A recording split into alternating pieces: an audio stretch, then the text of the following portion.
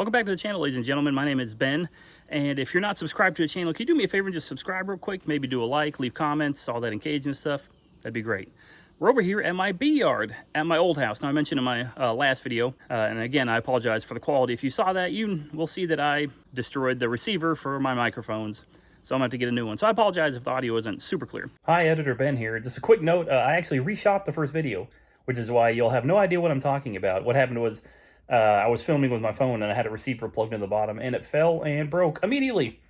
Yeah, so that's what I'm referencing. Destroyed my microphone before I could even start, so. All right, just wanted to let you know what I was talking about. See you later. But as you can see behind me, I have my hives. Now I have 2, 4, 6, 8 hives here, and I have 6 hives at another location. Now what I'm about to do here, this is my old property that I'm selling. We've already moved into our new house at our new location. So I need to prep these, but as you can see here, get a little better shot there. They're kind of different sizes. So I got a 10 frame single, we got a nuke, we got a double, we got a triple, and then those two over there are triples as well. Triple deeps. I run all deeps in my bee yard. It just helps to have the same stuff. That's kind of been my philosophy, is just you do the same boxes, the same frames. Everything's interchangeable. If you want to split them, do nukes, whatever you can. So I'm going to go ahead and split this yard down some. I'm going to take all of the triples and try to make them into singles or doubles. The nuke down here, I'm going to take and make that into a 10 frame deep. I'm going to give it a solid bottom board with a cover, and we'll move those out of there, and that's going to help me to take that hive down, the triple. So I'll move 5 frames over with the bees. Make sure they're nurse bees. You don't want to move the queen, of course. And then we'll move her over as well, and I'm just going to we'll try to break them down some. I'm going to look through these, and if there's any undrawn foundations, I'll swap those out with drawn comb, and we're gonna get the bees nice and mad. So I'll probably have you guys go through so you don't have to just watch the whole thing. I was gonna do a time-lapse thing, but somebody forgot to charge their phone, which means the battery would die. Good start to the channel. Anyways, I'm more professional than I look. Yeah, subscribe to the channel. Anyways, so we're gonna break that down. I'll let you guys bring you along so you can see. I'll show you inside the hive. I'll show you how I'm gonna equalize a little bit, and then when I get to the end, we'll show you that, and then I'm gonna let these sit. I can't move them right now. My wife has not an internship, an intensive. She's working on her grad. Woo. We got an angry bee here. They're not happy I'm here. I'm gonna get suited. Okay, so like I said, I got this 10 frame deep right here. This is one of my later installs. Probably installed it in May, near the end of the month. So we're gonna go ahead and open this up. I'm gonna see if they need some frames, if they have undrawn comb. If they do, I'm gonna go ahead and steal from the triple deep over there, and we'll put it over here. So we're gonna smoke them a little bit and see what we got. Oh yeah. Hello, girls. Forgot my hive tool. Found it. So I'll show you guys, just looking down in there, you can see that they got 1, 2, 3, 4, 5, about 7 drawn out frames. We'll pull some up here so you can look at them. But we're gonna probably take 3 or 4 frames from the big hives. Go ahead and move it on over here and give these girls a little extra. Let's take a look at one of the good frames they got going on here. By the way, I usually use a J hook, but I had this one, so we're giving it a try. Oh yeah. So that's a good frame right there. So as you can see, it's in the sun, that there's definitely some brood going on there, some honey, they're working it. The pattern is pretty good. You know, it's not crazy sporadic. We've obviously got some that are hatching out right now. And you can see on the other side, it's pretty good too. So it's not bad, and we're in the dearth period right now, so I'd expect them to have a little bit less. So what we're gonna do is we're gonna pull out, like I said, the frames on the outside that aren't really being worked at all. Looks like there's probably 4 over here. Yeah, and you can see there's almost nothing going on with these. So we'll just set these off to the side for now, since there's almost no bees on them. There we go. Now, move over on here to Big Bertha. This one's the triple deep. Yeah, there we go. This hive has got a lot of bees in it.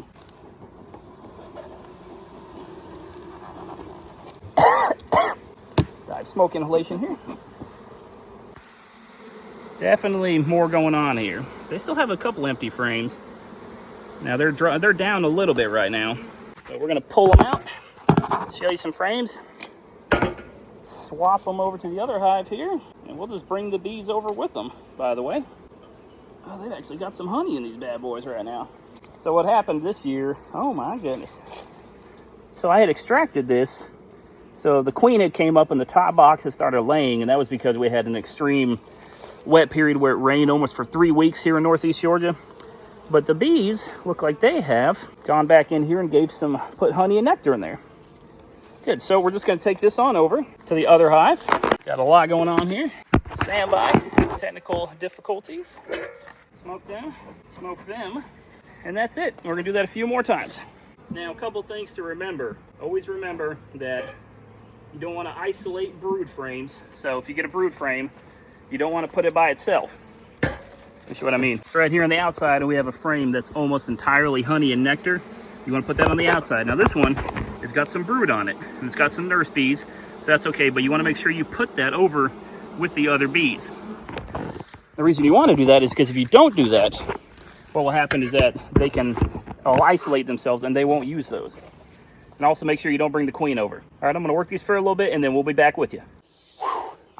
Okay, get the hand out of the way. So if you want to be a beekeeper, you gotta not be afraid of heat. Oh, I'm so gross right now, so sweaty. So we have successfully taken down the hives. A couple minutes ago, probably, if you'll remember, if I could talk, when we started out, we had a single deep here on the end. Right next to that was the pro nuke. Then we had, I think that was the triple there. And then those ones were tripled as well. So what I ended up doing is this one barely had anything in it. The first one, if I can point right, I barely had anything in it. So we took some out of the triple. Then the pro nuke was totally queenless. There was almost nothing in there. There was barely any bees. She had absconded sometime. So I ended up just taking frames with brood and putting it in there. And then when we got around to the other triple deeps on that side, we ended up just taking and splitting them and kind of handing them out where they were needed. So we got everybody to a double deep. So we've equalized the whole yard. So we got 2, 4, 6, 8. And then I even had so many bees in a couple of them, was able to make a pro nuke. I'm gonna go ahead and take the pro nuke. As I said before, if you can see them in there, sometimes you can see their feet. The pro nuke is nice because there was nothing in there. So I just pull frames of brood, make sure you leave brood behind, and you just do a walkaway split. Now, I don't really care if I bring the queen with or not. Full disclosure, I'm not very good at finding the queen.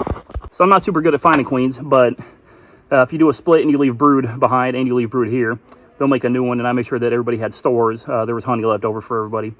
So they'll realize there's not a new queen in the other one, or they'll realize there's not one here, and then they will accordingly make a new queen. Now, of course, it'll take some time for her to get up and get mated and all that, but it was either that or try to move triple deeps that are extremely heavy, a billion bees. And one thing I've learned this year that I didn't know before was that I used to think before the season that the idea was you want to have monster hives, right? You want to have triple deeps, quadruple deeps. You want the big hives, with all the honey. But I've realized this year, especially at the end of the season, that equalizing, and you want the same across the board if you can. Double deeps are good. I was doing double deep brood chambers, but I might swap that to a single deep brood chamber when the honey flow comes on. So that'll help me kind of manage the size of the hives and the numbers. And I might I'll use queen excluders. I haven't used them in the past, and that kind of bit me this year. I had double deeps, but she still ended up crawling up there. And then, of course, when we got in the month of May, when we had rain in April and May for like 3 weeks straight, they just tore through the stores. There was just nothing left. They couldn't fly. I mean, it rained almost every day.